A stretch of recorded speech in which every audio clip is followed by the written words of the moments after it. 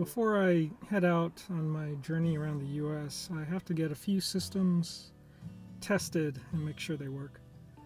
So if I'm in a location, let's say a remote location for, I don't know, a week, 2 weeks, a month, I have to have a way of charging my laptop and cell phones because, you know, we do live in a modern world, and to stay connected and to post videos and things like that, I need access to power.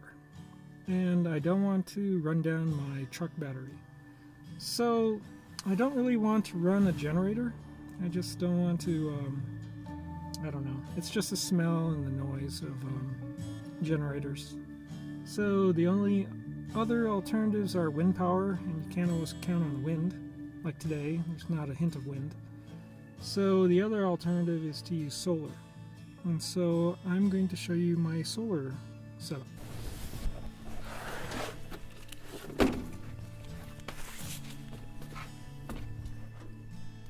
What do we have here?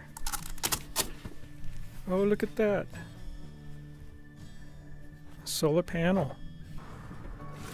Behind my seat, I have installed a charge controller. And it's a smaller one, it's a 10 amp. And we have the wires. So what I'll do is the solar panel will go into here. And then I'll attach another attachment here that will then connect to my battery here. And that should be sufficient to charge it instead of coming off of my car battery all the time. So there's my Dokio solar panel. The extension cord line then attaches to the solar controller, and you can see that it's pulling in volts.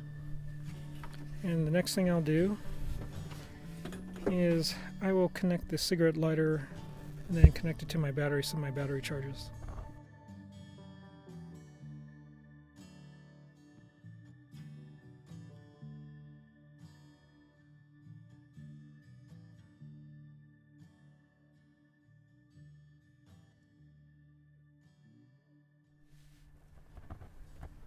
I have the solar panel going to the solar charger, or solar charge controller. Controls the voltage and also avoids overcharging the battery.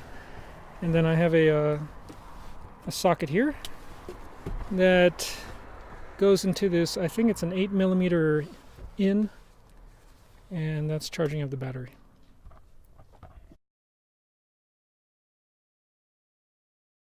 Okay, so that was my solar setup. I hope it gave you some ideas. I use a little bit of a, I guess, somewhat unorthodox approach. I use flexible solar panels because to me they're lighter than, say, one of those framed solar panels. And I can just tuck it under my my mattress, and it seems protected enough. The other thing is I use Potek, they're jumper batteries. You know, they're just not lithium ion, they're lead acid batteries, just like the Goal Zero batteries. And yeah, they're made in China, just like the Goal Zero batteries. So they're lead acid batteries. I run the solar to it, it charges them, which then charges my electronics. It was a real easy setup because Potek has inputs for the input and outputs, has the wires for it. So all I did was get the Dokio solar panels, the 100-watt suitcase flexible solar panels, and it came with a 10 amp solar charge controller, and I'm set up. And I'm saving at least a couple $100 off of getting, say, the whole Goal Zero setup. And I think I have the equivalent.